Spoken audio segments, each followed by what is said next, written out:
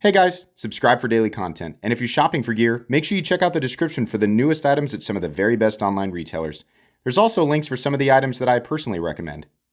Thanks! What's going on YouTube? Metal Complex here, and today I've got a very interesting knife review / knife overview to share with you guys. This is the new Kershaw Launch 16, of course, USA-made side-opening automatic knife. This particular launch model sports CPM M4 steel. Can we see it right there? Yeah, wow. That's really cool. I think what's even cooler is the price tag, especially now in 2023 where everything else seems to be through the roof.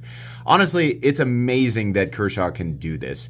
I will link this knife right down in the description. I think you can probably tell how this is going to go. I am very impressed with this thing, and 2023 is like the year of Kershaw, it seems.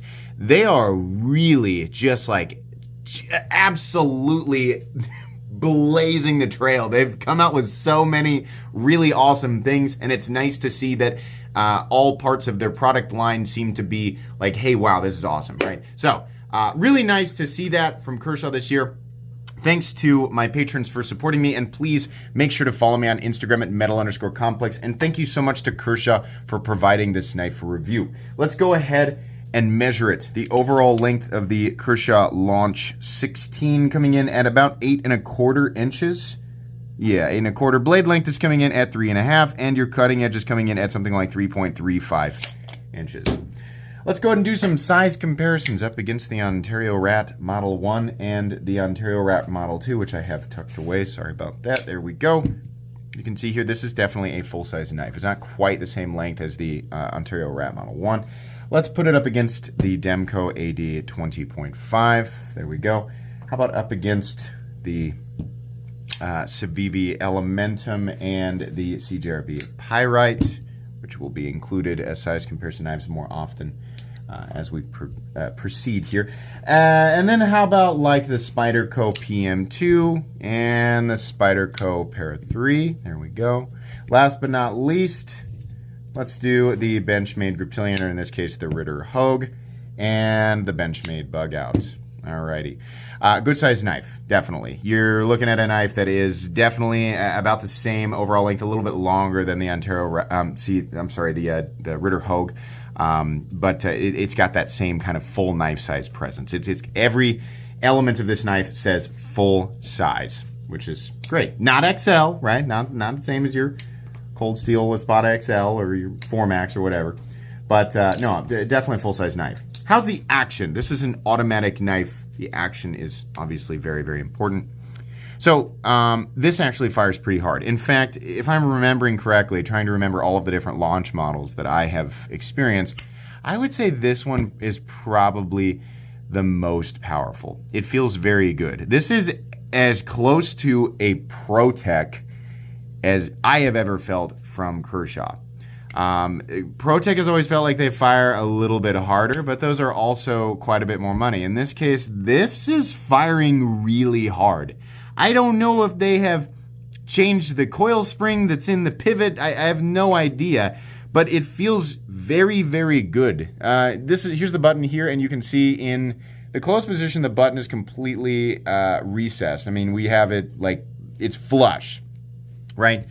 So you have to be pretty deliberate in that push. There's a little bit of travel, not a lot, once you start to push on the button. So you're not going to accidentally deploy this unless you have it in your hand and your thumb is just resting on the button and you're subconsciously like putting pressure on it. It's not going to deploy in your pocket unless you have something in your pocket that hangs right between your leg and the button, right? It's just not going to happen. I'm really glad that they didn't put a safety or anything on this because it doesn't need it.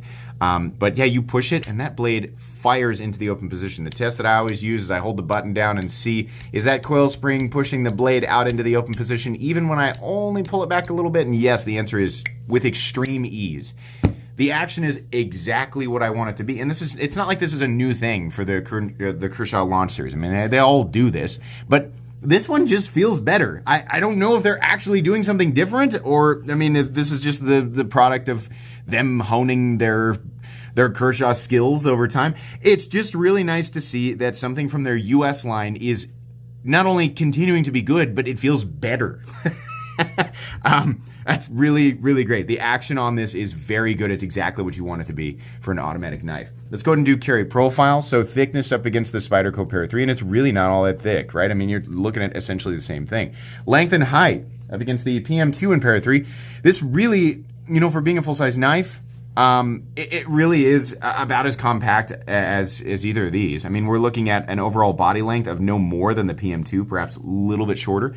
In terms of height, I mean, it's longer than the Para 3, but it's not quite as tall. Really, this should be, I mean, in my pocket, I had no issue with it. I think anybody who's carried knives like the PM2 or Para 3 are not going to have an issue with this either. We are looking at aluminum. And then we have it's sort of like a TrackTech insert. It's kind of the same stuff you would find on like the Blur or like if the Microtech Scarab 2.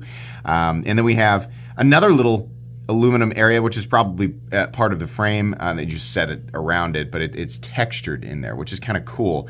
But it's aluminum and this track material, and then we have a CPM M4 blade, which is nice. The combination of materials here is very good. Let's go ahead and weigh it. So the weight on this guy, I'm going to guess this weighs between 3.5 and 4 ounces. 4 ounces. Okay, it weighs 4 ounces. A little bit more. Some people like to see, if we've got 3.5 inches of blade, you want 3.5 ounces of weight, but I don't really care about that. And the fact that we are using aluminum for the handle scales means that the balance is going to be right behind where the pivot is, which is going to be right there. You can see we do have access to it, but the balance on this is very, very good. And honestly, it does feel like it's less than 4 ounces. I just don't have a problem with it. I didn't have a problem carrying this initially, and I don't think most people will either. Let's go ahead and do a hardware check. I'll get out my tools as per usual. My tools are very inexpensive and very recommendable. You can find them right down in the section of my description that talks about the tools I use on this channel. I believe we are looking at, sorry, this one just is not printed very aggressively. I believe we are looking at a T8 pivot here, and that is what we are looking at. Then we have T6 on the body, which is fine. I mean, it's not ideal, but it's fine. It's minimal. This is an automatic knife, and taking these things apart and putting them back together are not super duper fun. It's totally possible, and you should absolutely check with Kershaw before you potentially ruin your warranty, right? If you have to take it apart, if you find yourself having to take it apart, this is not as simple as taking apart a liner lock, right? That is pillar or sandwich construction. Those are much easier. This involves a little bit of holding things down under tension, and one of those things is the blade, which is sharp, and it's not very fun or very safe. But you can do it. If for some reason you take that as a challenge, whatever, right? But I'm just letting you know that's part of, if you're going to EDC an automatic knife, at some point you might have to take it apart to clean it. Probably not very often. Some people will never take apart their auto, right? But if you find yourself having to take it apart, it's not going to be the easiest thing in the whole world. So keep that in mind. Let's go ahead and move on to blade stock thickness here. Let me close this guy up, and we'll measure that real quick.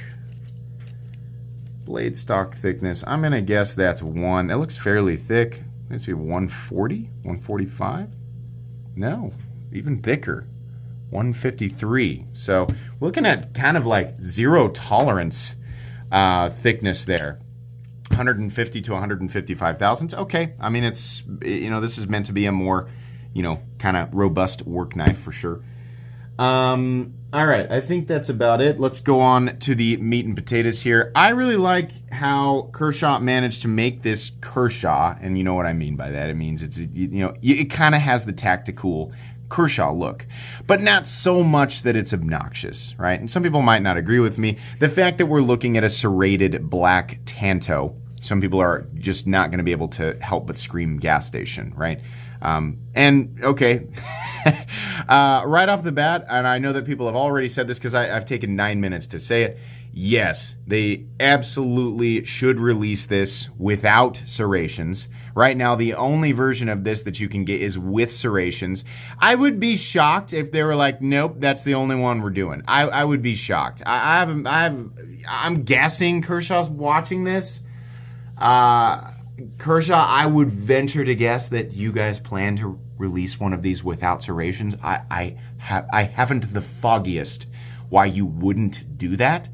So I'm just going to assume that you will.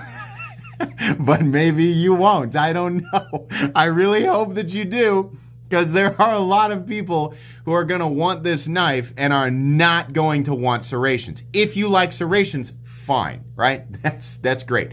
Most of us probably don't want the serrations because they're kind of a pain to maintain, and after they go dull the first time, they will never be the same. Even if you are the best serration sharpener ever, they're just not going to be, because they're scalloped, right, and chisel ground. So as they go back, they just become less.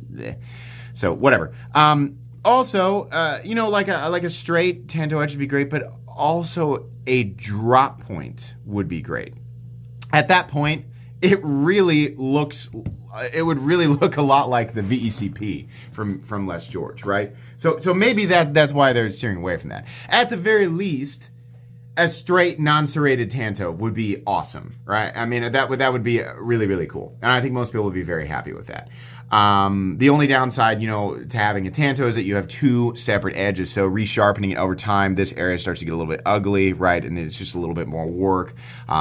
Tantos tend to be, very strong, but they're not necessarily going to be the best for slicing. But you also have the double edge thing, so you can dedicate one edge to some of the more abusive tasks and the other edge to some of the more, the continuous cutting tasks, right? However you want to look at that. But definitely, we need a version of this without serrations.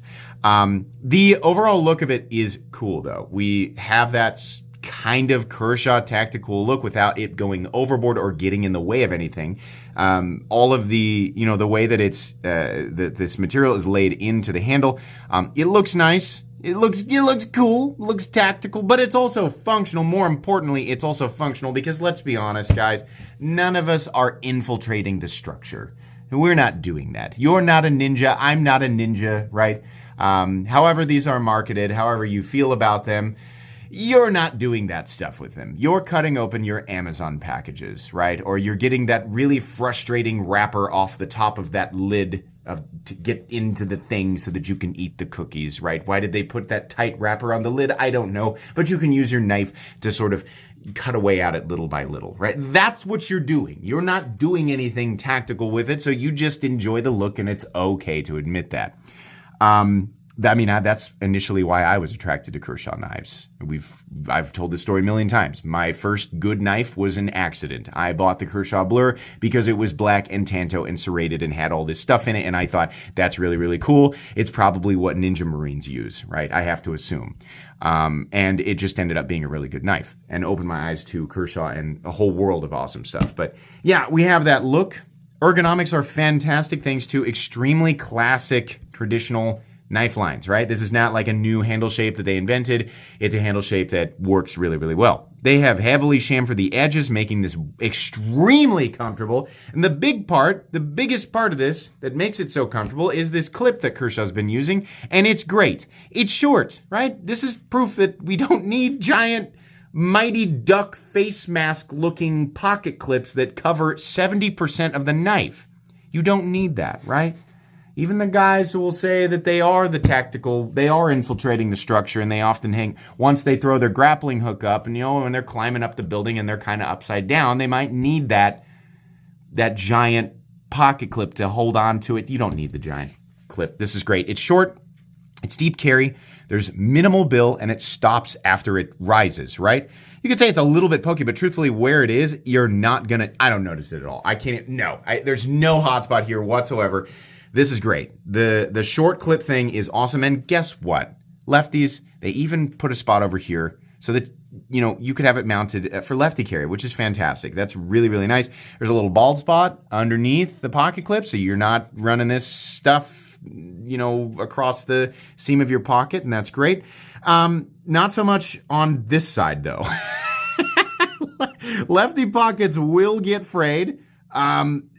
Let's see where it lands. It lands right on top, like right kind of in between where the textured aluminum meets the track stuff.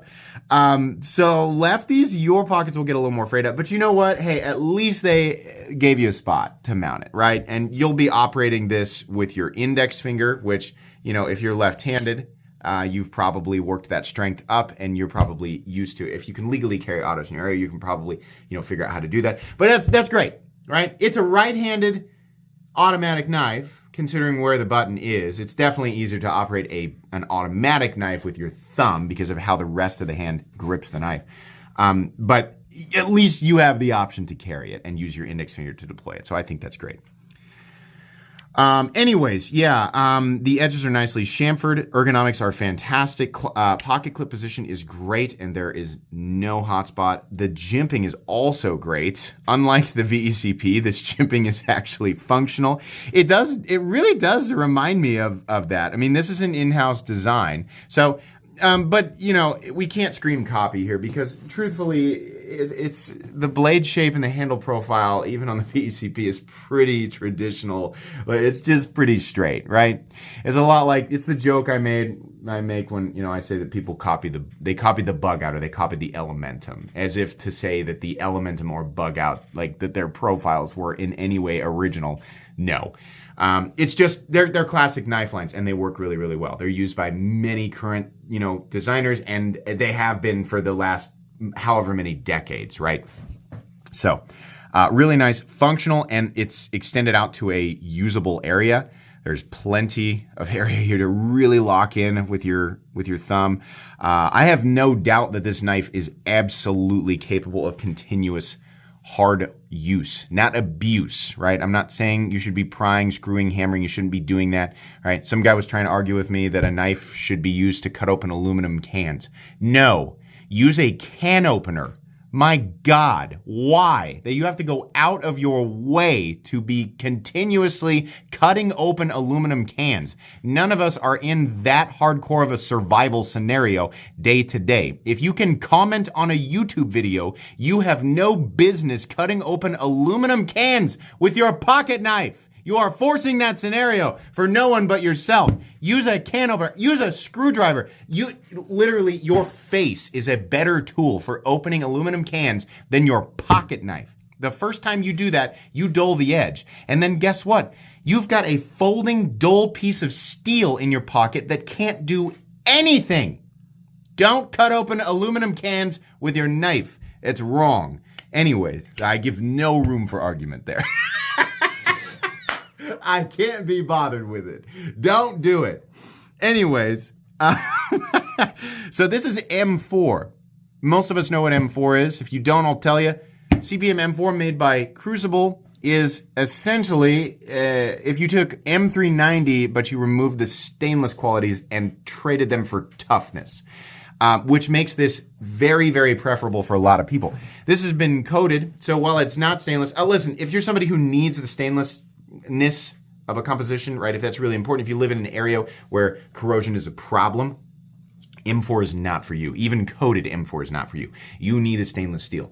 But if you're like me and you live in an area like Kansas where it's not much of a problem, then you don't need it as much, especially when it is coated. Now, you still have to, protect the blade. You should still oil it every now and then, right? But especially if you're taking it out and you're working and you're, getting sweaty and all of that, then yeah, you definitely need to clean the blade off and, add a light coating of oil every now and then. But M4 is an awesome steel. Kershaw in the past has done a really good job with the heat treat, so there's no reason to assume that that's not the case now. The edge will hold and it will be very tough. Why is this important? Because it is way less likely to chip than steels like M390 when they're properly heat treated. Why is that important? Because when you go to resharpen them, you'll have a much easier time doing it. Most of the time you can strop M4 back to life and you will not need to reprofile it. So when the edge does take damage, it's more likely to be in the form of a roll and not a chip, which is much easier to fix. M4 is a very, very preferable steel for people that are going to take their knives out and really beat on them. And I don't mean opening aluminum cans. It's stupid. I mean continuous hard cutting. And then every now and then, if you kind of push the blade in a weird angle or you have kind of a twist cut while you're, trying to pull the blade back out of something that's really dense, then again, you're way less likely to get a chip. You're more likely to get a roll. So M4 is going to be very preferable for a lot of people. And I think this geometry is suitable for M4, right? The kind of, it's not super thin behind the edge, kind of robust tanto at 155 thousandths, right? And it's serrated, right? This is a work knife. That's 100%. A lot of people are going to say, no, it's supposed to be a tactical weapon. Okay. Stop. What flavor of paint are you eating today? No, this is absolutely a tool. It's designed to be a tool. Like, can it be? Sure. But so can a rolling pin, right? So if you want to put that in a sheath and put it on your back, right, then there you go. But this is going to be used as a tool by the vast majority of people who pick it up, and it will serve very well in that role. Absolutely. The fit and finish all the way around is fantastic. This is really, really good. The bevels are even on both sides. The blade looks fantastic. The coating looks even, right? We have the numbers up here, which, because the blade is black and it's white, it kind of looks like a lot, but it really isn't. 7105, Kai USA. We have the logo for the image that indicates that it is an in-house design by Kershaw, and then it says CPM M4, which is great. And then it says Kershaw Auto on this side. That's pretty much it. It's plenty sharp. The factory edge is good. It's just got a thicker geometry, so don't expect it to be an absolute slicing king, but it will work. Let's move back here. We do have an additional. I'm not sure why that's necessary, but I just realized that there's another. It's not the stop pin. It's another standoff up there. So we have 3 standoffs and a stop pin. Okay. We do have a lanyard hole. That's fine. It's there. It's not in the way of anything, right? So a couple of standoffs down here. The pocket clip position I think is great. And again, it can be mounted for lefty carry. Stop pin, plenty robust for that blade swinging around there. We've got a little bit of shouldering right there. I'm going to hold the blade out, and just give it a slight, I just want it to lock out like lightly, and I want to make sure that we have no blade play, which it's so completely solid. That's the one thing I was like, please don't be wiggly. Yeah, absolutely solid lockup. That's great. It's obviously going to lock out completely by firing the blade from the closed position. Can't stress enough how powerful the action is on this. It really feels like 15 to 20% more powerful than the other Kershaw autos that I'm used to dealing with, and perhaps it's because the blade is so big. But it really feels like there might be a bigger coil spring in there. I don't know. No blade play up, down, left, or right. No stick. There's no pivot lash, right? This is very smooth as far as it can be, right? There's plenty of tension pushing back here. And then we have, let's see if we can focus in there. Perfect centering, absolutely. Really, really nice. Cherry on top. This is $150. I have zero complaints. Excellent work, Kershaw. I don't think anyone is going to complain about that price. And if you are complaining about that price, I'm sorry, you don't know what you're looking at. That's really amazing that Kershaw can get this done. This isn't slapped together. No, this is nice. The inlay work is nice. We didn't even talk about this. They did the texturing in here. That's beautiful. Really nice. Nothing about this knife is lazy, right?